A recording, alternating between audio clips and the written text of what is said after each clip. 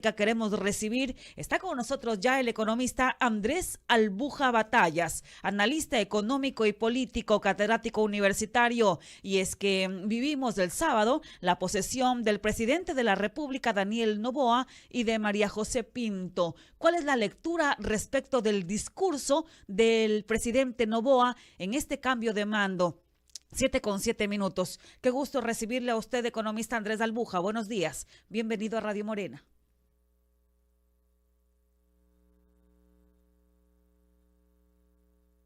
7:07.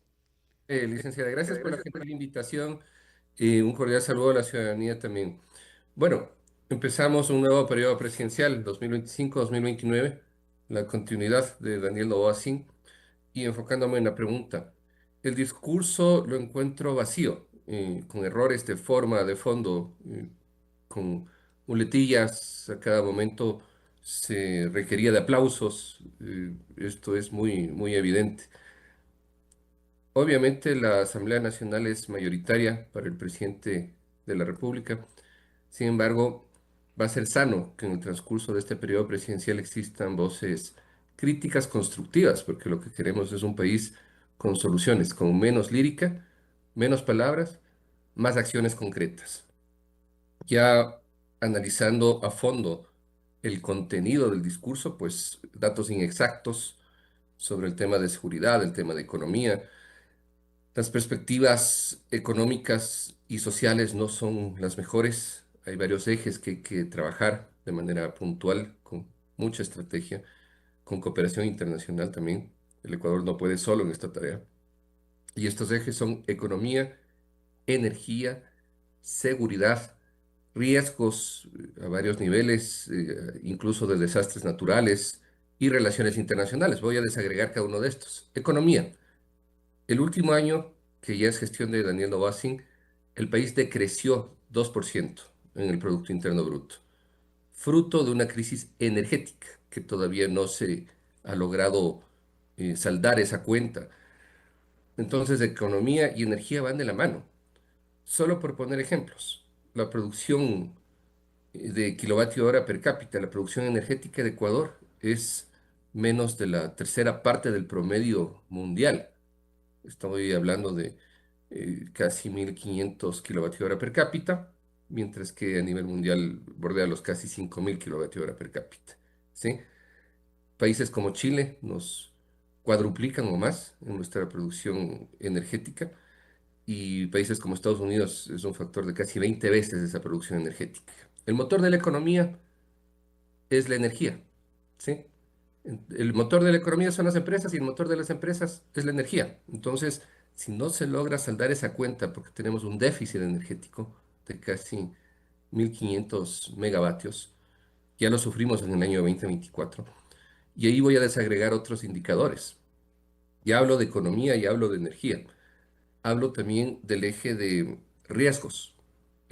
¿Riesgos de qué tipo? Bueno, en seguridad ya sabemos todo lo que está pasando, que nuestro indicador de homicidios, tasa de homicidios intencionales por cada 100.000 habitantes es de los más altos en el mundo. Tenemos casi 40 homicidios intencionales por cada 100.000 habitantes.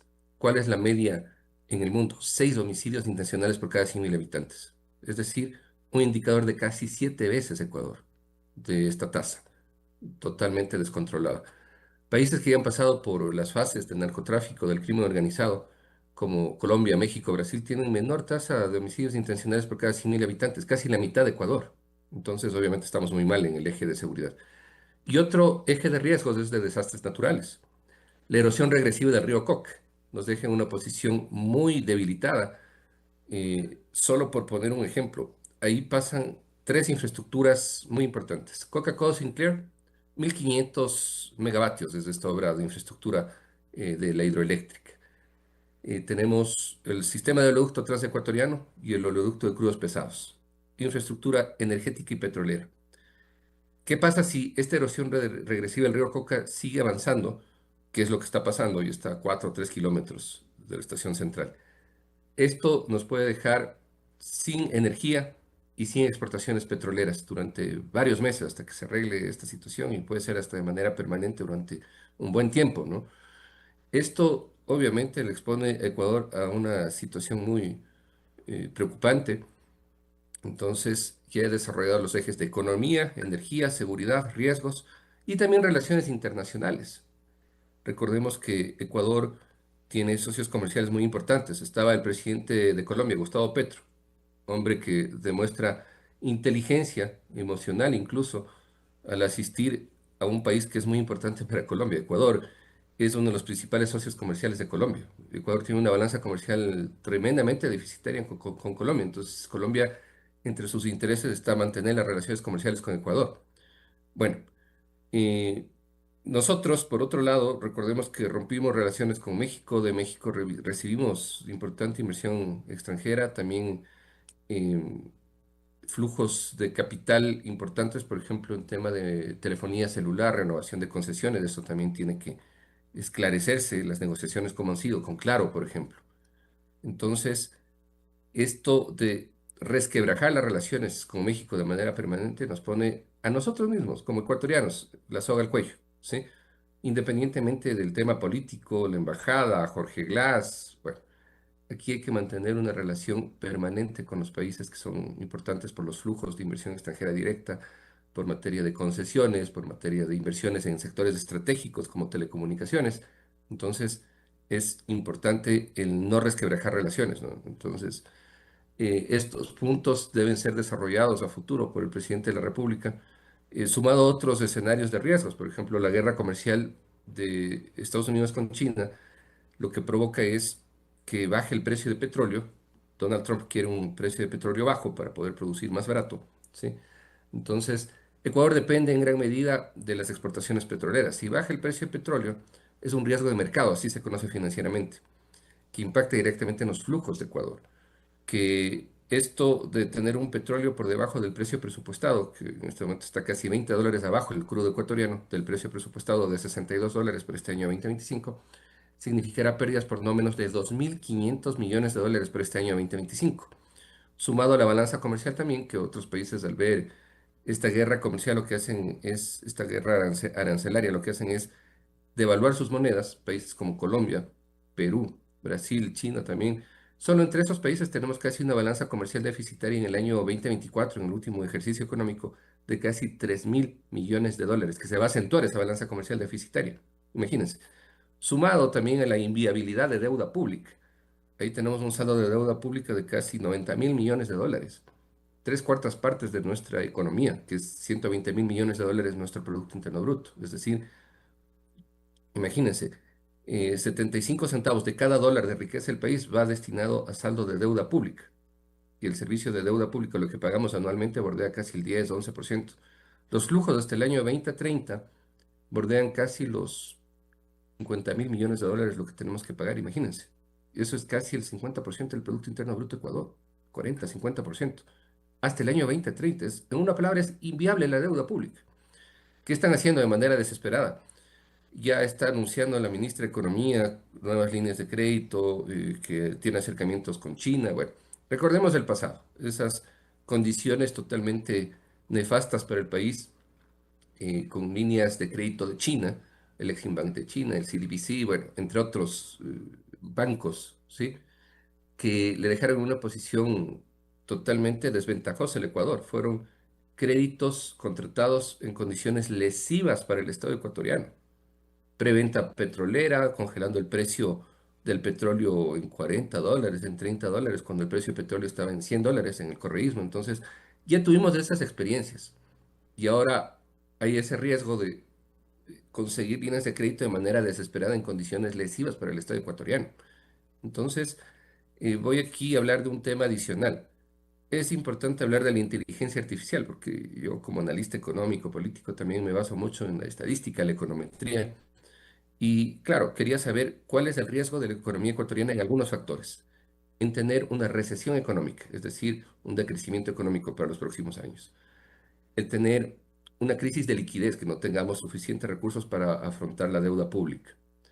Y estos riesgos de desastres naturales, bueno, no quiero alarmar a la población, pero la probabilidad estadística de estos eventos bordea en el 70 y hasta el 90%. Es decir, es el escenario más probable. El Banco Central del Ecuador saca algunos escenarios que no son realistas, ya lo hemos visto en el pasado porque les interesa un marketing político, sostener una imagen positiva de cualquier presidente de turno, pero hay que decir la verdad a la población. Tenemos que ajustarnos los cinturones y prepararnos para lo que viene, que es una crisis muy, muy impactante, sumado a estos riesgos de desastres naturales como la erosión regresiva del río Coca. El estiaje ya viene nuevamente. Igual tengo gente conocida que me ha dado la información respectiva que para los próximos meses, como no se ha trabajado bien en estos temas de la mitigación de este estiaje, esta crisis hídrica que es mundial, ¿no? Por eso Petro también estuvo aquí en Ecuador, porque también está impactando fuerte esta crisis hidrológica a nivel de Colombia, Panamá y en el mundo entero, ¿no? Entonces quieren ahí tomar acciones conjuntas, estratégicas para afrontar esta crisis hidroeléctrica, energética, porque la principal fuente de energía en estos países como Panamá, Colombia, Ecuador es hidroeléctrica. Entonces quieren ver la manera de optimizar la energía entre los tres países, triangular, para apoyarse mutuamente a nivel de estas crisis, ¿no? Entonces, es un escenario muy complejo y lo que escuché fue pura lírica, un discurso vacío, en forma, en fondo, con digamos, tintes de Hollywood, parecía una película de Hollywood, no quiero sonar tan crítico, pero de verdad me preocupa como ciudadano el escuchar, como decimos en el argot popular, pura paja, ¿no? Hubo un verdadero estadista, incluso veo comentarios que hablan que, bueno, la capacidad de orador que ahora tiene el presidente de la República, sinceramente, solo vi una venta de humo y no vi realidades que nos digan cuál es el norte claro para el país. 7 horas 18 minutos. 7 en esta mañana, 18 minutos aquí en su estación Radio Morena. Escuchan al economista Andrés Albuja Batallas. Roberto Figueroa le saluda, economista. Qué gusto. Eh, Han pasado 17 meses. Justo en esos tiempos, recordamos haber dialogado con usted. Al llegar al periodo extraordinario, el presidente Daniel Noboa y su equipo de trabajo. El diagnóstico que usted acaba de establecer, con una diferencia, ¿no? ¿Cuánto tenemos en el orden de gasto y cuánto tenemos en el orden de ingresos? Ya no tenemos tampoco esa opacidad que de pronto se estacionaba y trataba. Hay o no, usted acaba de señalar algo tan elemental.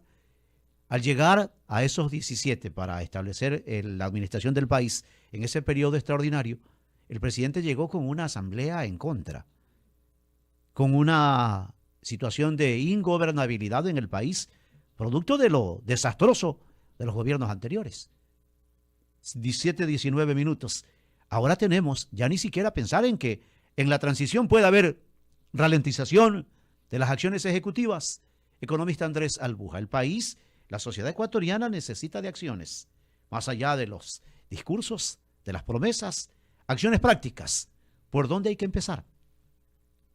Sí, hay varios ejes, ya los he mencionado: economía, energía, seguridad, riesgo, relaciones internacionales, son los principales ejes. Economía, no hay que subir impuestos a la gran base de la población, esa es una insensatez y eso ya se está barajando entre las acciones a tomar. Quieren subir el IVA, ya me enteré extraoficialmente que quieren subir el IVA al 17%.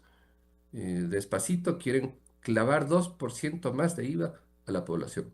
El discurso será que otros países tienen más IVA, como Colombia, 19%. Sí, efectivamente, pero la carga tributaria no es solamente IVA, es IVA, impuesto a la renta, consumos especiales, salida de divisas, patrimonio. Hay varios impuestos que Ecuador le hacen el país más pesado en carga tributaria, especialmente segmentado por clases socioeconómicas. Es paradójico, quienes han clavado más impuestos a la clase media y baja. ¿Y qué se ha hecho? Remisiones tributarias millonarias, en- hemos visto perdón y olvido en pago de intereses, multas en tema tributario. Se va a acentuar esa evasión tributaria. ¿Cuánto se evade anualmente en Ecuador? Casi 8.000 millones de dólares en tributos se va de eso. Esa es la cifra que se recauda el total del IVA, imagínense. Es casi 8.000 millones de dólares, eso fue el año 2024. Entonces, primera acción, no subir impuestos a la base de la población. Lo que hay que hacer es cobrar lo que se debe cobrar a los grandes grupos económicos que están evadiendo impuestos. Obviamente es pedir peras al olmo, porque hay un conflicto de intereses clarísimo entre poder político y poder económico. Ese es el problema cuando hay ese conflicto de interés. Llámese derecha, llámese izquierda, porque izquierda, autoizquierda denominada, muchas veces lo que hacen es llegar con ese discurso y al final lo que hacen es tener una política laxa con quienes son sus financistas de campaña. Eso ya pasó en años anteriores también, ¿no? Hace casi 20 años ya pasó eso. Un grupo económico como el digo el inicial nada más, que tuvo una evasión institucionalizada en aduana, eh, y eso pues provocó pérdidas de recursos millonarios para el país. Pago de favores, ¿no? Tráfico de influencia. Entonces, primer eje, no subir impuestos, cobrar lo que se debe a los grupos económicos. Otro eje, el de los subsidios. Ahí tenemos 6.000 millones de dólares anuales en subsidios en energía y en combustibles. 4.000 millones anuales en combustibles, 2.000 millones anuales en energía. ¿Quiénes son los más grandes beneficiarios de estos subsidios? Los grandes grupos económicos, ¿sí? Son los que reciben combustibles baratos, energía barata para producir de manera barata, y eso nos deja en una posición debilitada. Hay que transparentar los precios. ¿Cuánto es el precio aproximado del galón de gasolina aquí en Ecuador? Como $2.70. ¿Cuánto es en el mundo? Casi $5. Es decir, tenemos la mitad de precios de los niveles internacionales. En energía lo mismo. El kilovatio hora eh, cuesta aquí 9 centavos y los precios internacionales son casi 20 centavos el kilovatio hora. Entonces es ya momento de sincerar las cifras, transparentar las cifras, y esto va a poner ya las finanzas públicas en orden, las bases como para poder apuntalar a un crecimiento económico que no lo hemos tenido en los últimos años. Entonces, si hay de dónde, hay que hacerlo de manera inteligente, de manera sensata, pero veo con preocupación que es un escenario peligroso. Yo lo denomino como un correísmo 2.0. Es lo mismo que pasó durante el correísmo. Asamblea a favor, una aplanadora, y bueno, hicieron y deshicieron a su antojo, con la diferencia que ahí tenían un precio de petróleo alto de $100, pero que no sirvió de nada porque existió preventa petrolera. A mí me preocupa ahora si es que hacen una preventa petrolera, en qué precio lo negociarán, entre comillas, porque vemos ese tráfico de influencias, luego casos de corrupción como Nielsen Arias, Petroecuador, que ya pasó durante el correísmo, que le causó al país pérdidas por no menos de $20.000 millones, imagínense. $20.000 millones de pérdidas por malas negociaciones y por temas de corrupción, ¿no? Aquí también he visto cómo de manera totalmente descarada se realiza tráfico de influencias. Recuerdan el caso de la fiscal general, Diana Salazar. O sea, ese conflicto de intereses entre poder del Ejecutivo y la Fiscalía, a horas de dejar el primer mandato, Daniel Noboa, bueno, no el primer mandato, sino lo que debía culminar de la muerte cruzada de Guillermo Lasso, ¿no? Porque, ojo, puede reelegirse una vez más Daniel Noboa después del 2029. Bueno, no voy a entrar en este campo en este momento. Pero enviarle como embajadora de Ecuador a Argentina, cuando existió omisión en muchos casos, como caso Olón, hecho Olón, el caso de Campos Hacha, ¿sí? Y que siguen tratando de negociar por debajo de la mesa el Campos Hacha, que es la joya de la corona de Ecuador en materia petrolera. Caso INA de Moreno, caso Encuentro de Lazo, todos esos casos han quedado totalmente en el olvido. No existió el debido proceso, existe una inacción del ex fiscal. Entonces, hablo de estos temas económicos y políticos porque van de la mano. Ahí están los focos de corrupción, ¿no? Entonces, el pago de favores inmediato. Váyase embajadora. Omisión en los casos que se debe tomar acción. Impunidad, y sigue el círculo vicioso de corrupción y pérdidas económicas. 25 minutos. Doctor Luis Almeida Morán, toda su vida de impuestos será impopular. Sí, definitivamente, saludando al economista Andrés Albuja. En los próximos días vendrá un buen ¿Está él analizando? paquetazo de eso, y el problema es hasta dónde la gente puede aguantar tanto golpe y no hay reactivación, no hay producción para que podamos recuperar esto. La deuda hablan de 90.000, 92.000 millones de dólares y están hablando de un crédito de alrededor de 7.000 millones más.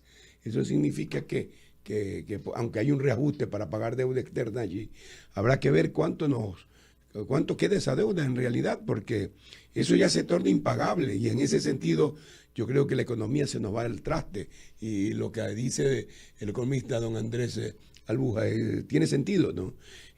¿Cuál sería la solución, economista? ¿Cuál sería el camino? ¿Cómo? También hay que darle luces en algún momento para que justamente sepan qué hacer, porque, y si no lo quieren hacer, bueno, que por lo menos ya hubo ciudadanos como usted y muchísimos que opinan, ¿no?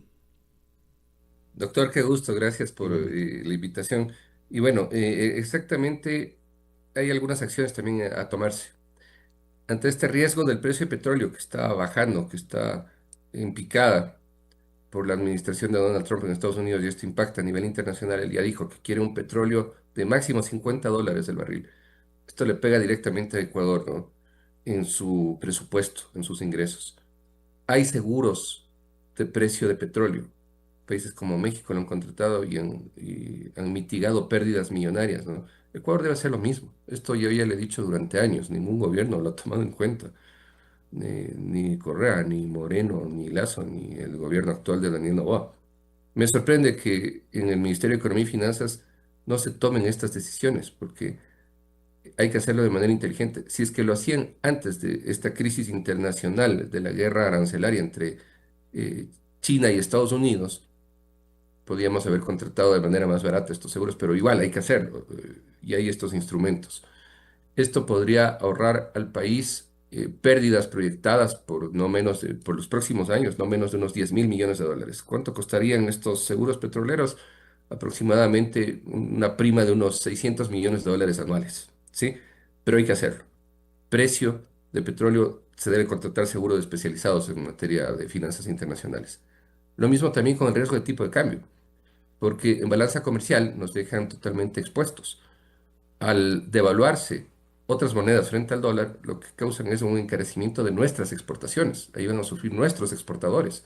Entonces, eso va a impactar en tener menos flujos para nuestra economía, se nos van a escapar más recursos porque la balanza comercial es la diferencia entre exportaciones e importaciones. Vamos a gastar más en exportaciones. Si ya fueron balanzas comerciales deficitarias de casi 3.500 millones de dólares entre estos países, Colombia, Perú, Brasil, China. Solo entre esos cuatro países, una balanza comercial en contra para Ecuador de casi 3.500 millones de dólares en el año 2024. Para este año 2025 y en adelante, el riesgo es que se acentúe esa balanza comercial deficitaria. Ya no 3.500 millones de dólares, sino tal vez 5.000 millones de dólares anuales. Es decir, unos 1.500 millones de dólares extras en contra para Ecuador.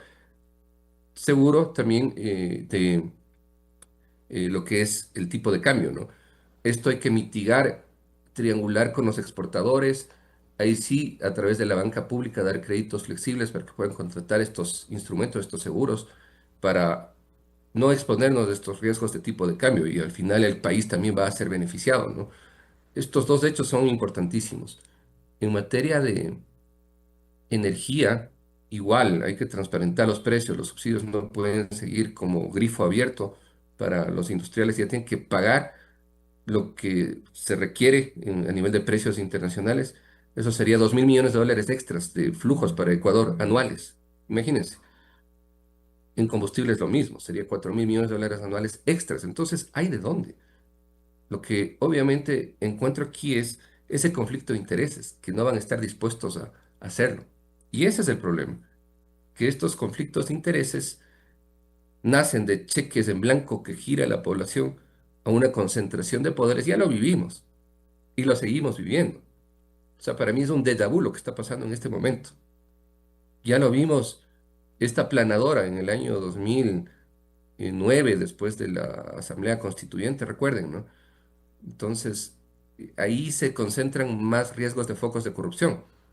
Entonces, es importante el equilibrio de poderes y que exista una autorregulación en los gobiernos. Bueno, ahí sí se requieren incluso cambios a nivel constitucional para evitar estos conflictos de intereses, estos tráficos de influencias entre el poder político y económico.